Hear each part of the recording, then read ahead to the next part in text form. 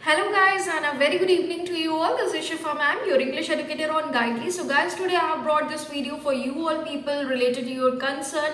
Here in this video, I'll be telling you people about some of the important hacks and tricks so that you can write a good and eye-catching essay in your upcoming IBPS PO Mains 2022 Descriptive English exam and also in the upcoming SBI PO Mains Descriptive English exam. So here we'll be discussing about essay writing. So guys, let me tell you some of the points. आप लोगों के mind में बहुत सारी ये problem होती है कि मैम हमारी इंग्लिश वीक है, ग्रामर वीक है, हमारे सेंटेंस स्ट्रक्चर प्रॉपर नहीं होते हैं, ठीक है, वोकैबलरी बहुत अच्छी नहीं है. तो देखो, वोकैबलरी बहुत अच्छी होना जरूरी नहीं है, ग्रामर बहुत अच्छी होना जरूरी नहीं है, right. If you are having a basic level of grammar, if you are having a good sense of basic words, basic vocabulary, that is more than enough guys. Clear है? तो सबसे पहले number first point is try to write simple English. Don't try to make it complex. Try to write simple sentences, small and simple sentences in essay writing. ठीक है, सबसे पहली important बात है कि सिंपल वर्ड्स को यूज करिए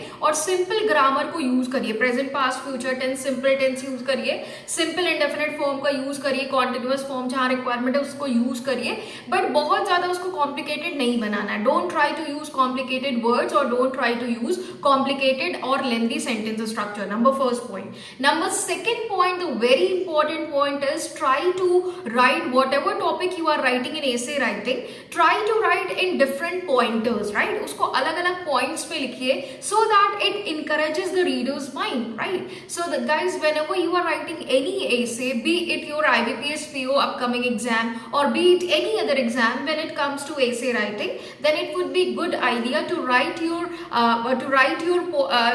whatever is in your mind, to write your ideas in specific points, number 1, number 2, number 3. In this way you should express your ideas, or if it is, or even you can just bifurcate in different paragraphs also, right. Now first para, second para like this, but I would recommend you guys, if you write it in different pointers, that would be much appealing as compared to paragraph.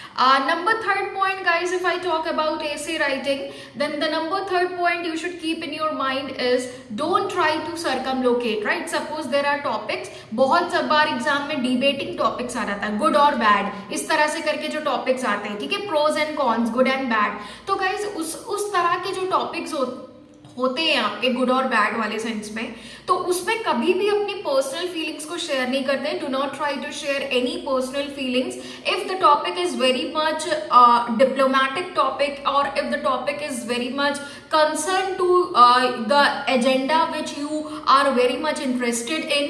So guys, I would never recommend you people to just have your emotions, right. So don't try to show your emotions in your written form, right. That should not be done. So हमेशा एक general tone में लिखते हैं. Suppose government से related कोई बात आ गई, suppose आपके एग्जाम में प्राइवेटाइजेशन पे दे दिया गया, ठीक है, इज प्राइवेटाइजेशन गुड और बैड इन इंडिया. तो अब इंडिया में प्राइवेटाइजेशन देख रहे हो, सारे सेक्टर्स को प्राइवेट कर दिया जा रहा है, इवन रेलवे को प्राइवेट कर दिया, आपके जितनी बड़ी बड़ी इंश्योरेंस कंपनीज है उनको प्राइवेट कर दिया, राइट, और भी बहुत सारे बैंकिंग का प्राइवेटाइजेशन हो रहा है. तो इस तरह से ये चीजें हैं, तो आप बहुत ज्यादा आप इस पे अपनी फीलिंग्स को नहीं करोगे, ठीक है, अपनी फीलिंग्स एक्सप्रेस नहीं करेंगे कि we should try to discard Modi government और whatever it is. You should, it is better to just keep away from that, right. It is better to keep that at bay, right. So that should be the thing guys. इसके बाद guys हम बात करेंगे, तो ये तो हो गई कुछ इंपॉर्टेंट बातें जो आप लोगों को ध्यान में रखनी हुई है. अब number fourth and the very very important point is word limit. बात वर्ड लिमिट की आ जाती है, तो देखो एसे की जो वर्ड लिमिट है guys, the word limit for essay writing is between 170 और 180 words to 250 words, right, 250 words. तो this is the word limit. अब अगर देखो कई बार क्या होता है कि एग्जाम में आपको दिया होगा, ठीक है, अब बच्चे पूछते हैं मैम एसे राइटिंग में वर्ड लिमिट क्या होगी. तो देखो वर्ड लिमिट अगर आपके क्वेश्चन में एग्जाम में मेंशन होगा, आपका लैपटॉप पे आपको असाइन किया गया, आप लैपटॉप पे दोगे तो ऊपर साइड में क्वेश्चन के बगल में ब्रैकेट में वर्ड लिमिट लिखी होती है, ठीक है. अगर इन केस वर्ड लिमिट नहीं लिखी है, फिर उस कंडीशन में हम क्या करेंगे? In that condition guys I would recommend you people to just follow this word limit. 180 word से लेकर आप 250 वर्ड्स के बीच में ऐसे लिखोगे अपना। क्लियर है? 250 प्लस माइनस 5 हो सकता है, लेकिन उससे ज्यादा होगा एक्सीड तो आपके मार्क्स डिडक्ट होंगे। ठीक है, 25 मार्क्स का ओवरऑल ये आपका डिस्क्रिप्टिव जो है आईबीपीएस पीओ मेंस के लिए, दिस इज ऑफ 25 मार्क्स। तो गाइज डू पे अटेंशन। और हाँ, एक बात ये भी है गाइज कि अगर आप बहुत अच्छा मेंस के इंग्लिश के पेपर में स्कोर नहीं कर पाते हो, ओवरऑल मेंस पे बहुत अच्छा परफॉर्म नहीं कर पाते, तो डिस्क्रिप्टिव आपके लिए एक दूसरा मौका लेकर आता है एग्जाम में अपने स्कोर को बूस्ट करने का। तो बहुत सारे बच्चे हैं जो कि डिस्क्रिप्टिव की हेल्प से अपना ओवरऑल मेंस का स्कोर जो है वो बूस्ट कर लेते हैं। तो गाइज इवन डिस्क्रिप्टिव आपके पास बहुत अच्छा मौका होता है, इसको इग्नोर नहीं करना है। अगर आप इसको फॉर ग्रांटेड लोगे डिस्क्रिप्टिव को, तो गाइज आप बहुत अच्छा परफॉर्म नहीं कर पाओगे, और हो सकता है कि ये आपके सिलेक्शन रोकने में भी एक बड़ा मैटर बन सकता है। तो गाइज इसीलिए मैं सभी को रिकमेंड करूंगी कि भाई आप लोग डेली बेसिस पे प्रैक्टिस जरूर करिए। गाइडली का कंटेंट मोर देन इनफ है। गाइडली का जो आपका डिस्क्रिप्टिव के लिए जो कंटेंट अभी प्रोवाइड किया जा रहा है, बिल्कुल रियल एग्जाम पैटर्न और लेवल का वो दिया जा रहा है। डेली का टेस्ट आप लोगों को गाइडली पे प्रोवाइड किया जा रहा है, जिसमें एक सेट आप लोगों को लेटर राइटिंग और एक सेट आपको एसे राइटिंग दिया जा रहा है।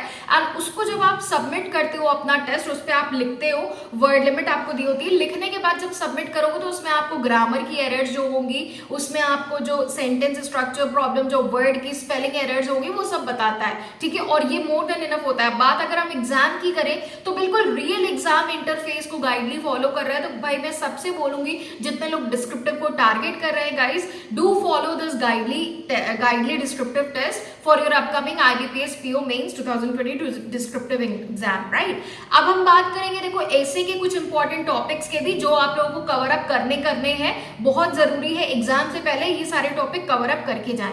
फर्स्ट टॉपिक है इंडियाज बॉर्डर डिस्प्यूट। भारत का जो बॉर्डर डिस्प्यूट चलता है, कभी चाइना के साथ, कभी किसी की कंट्री के साथ, so that is important. Second point, covid and poverty. Third point is education, new education policy, that is very important for your essay writing topic.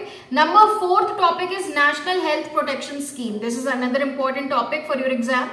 Number fifth, pros and cons of artificial intelligence. This is again important topic for essay writing. अगला है cryptocurrencies and blockchain. बहुत important topic है blockchain। अब RBI आपका introduce करने वाला है blockchain currency, तो ये क्या होती है इसके बारे में आपको पता होना चाहिए, cryptocurrency and blockchain. Next is digital payments issues and their impacts on India.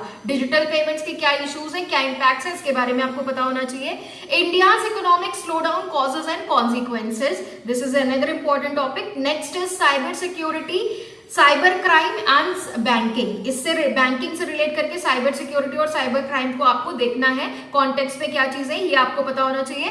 Next is the growing menace of drug abuse in India, that is another important topic. Government versus RBI autonomy, that is also important. Startup ecosystem in India, right, that's important. Next is Agnipath scheme, very important, अभी बहुत सारा चल रहा है इस पे matter. Agnipath scheme very important topic. India's border dispute already हो गया। न्यू एजुकेशन, अब इसके बाद आपका नेक्स्ट आ गया यहाँ पे आजादी का Amrit Mahotsav, right, that is another very important. 75th independence इस बार मनाया गया है, आजादी का Amrit Mahotsav. Automation drives a new skill shift towards more human skills. Next is electric vehicle, the future of transport. Very important again. Vocal for local, बहुत important topic है vocal for local. PM Ayushman Bharat health infrastructure mission, बहुत important topic है. Is privatization good for India? क्या privatisation Bharat के लिए अच्छा है? ये भी वेरी इंपॉर्टेंट टॉपिक है। तो गाइस जितने हमने आपको टॉपिक बताया सारे बर्निंग टॉपिक है। अभी जो आपका प्रेजेंट में इंडिया में जो सारे इश्यूज चल रहे हैं उससे रिलेटेड ये करंट अफेयर्स के टॉपिक्स है। तो एग्जाम से पहले इनको प्रिपेयर करके जरूर जाएं आप लोग, और जो मैंने पॉइंटर्स बताया उनको जरूर फॉलो करिए। बहुत ज्यादा ग्रामर और बहुत ज्यादा वोकैब की टेंशन नहीं लेना है कि हमें वोकैब नहीं आती, बस सिंपल वर्ड्स यूज करिए। बहुत ज्यादा टिपिकल वर्ड नहीं यूज करना होता है, और आप सिंपल वर्ड में लिखोगे उससे आप अच्छे मार्क्स गेन कर सकते हो। समझ आ रही बात? बहुत सारे बच्चे इवन 80-90% डिस्क्रिप्टिव इंग्लिश में स्कोर करते हैं। लास्ट ईयर भी बहुत बच्चों ने 80-90% स्कोर डिस्क्रिप्टिव में किया है। क्लियर? तो गाइज जरूर इसको अनदेखा मत करिए, इसको टेक फॉर ग्रांटेड मत लीजिए डिस्क्रिप्टिव को। और डेली बेसिस पे मैं आप लोगों से बोलूंगी कि गाइडली का बिल्कुल रियल एग्जाम पैटर्न लेवल पे क्वेश्चंस दिए गए हैं डिस्क्रिप्टिव में, ऐसे लेटर राइटिंग का, और रियल एग्जाम इंटरफेस आपको दिया जा रहा है वहां पे। तो वहां से डेली बेसिस पे प्रैक्टिस जरूर जरूर करें गाइस, और जो पॉइंट्स मैंने बताए इनको माइंड में जरूर रखें, सिंपल सेंटेंसेस में लिखें, थोड़ी सी ग्रामर को सिंपल ग्रामर यूज करें और वर्ड्स को भी सिंपल वे में यूज करें। क्लियर, चाहे वो ऐसे हो चाहे वो लेटर हो। सो थैंक यू एवरीवन, अगर वीडियो पसंद आए तो लाइक एंड शेयर जरूर करें। Thank you everyone, stay tuned with me only on गाइडली YouTube channel, right? So thank you everyone, stay safe, take care, be happy, see you all guys in today's 8 PM session.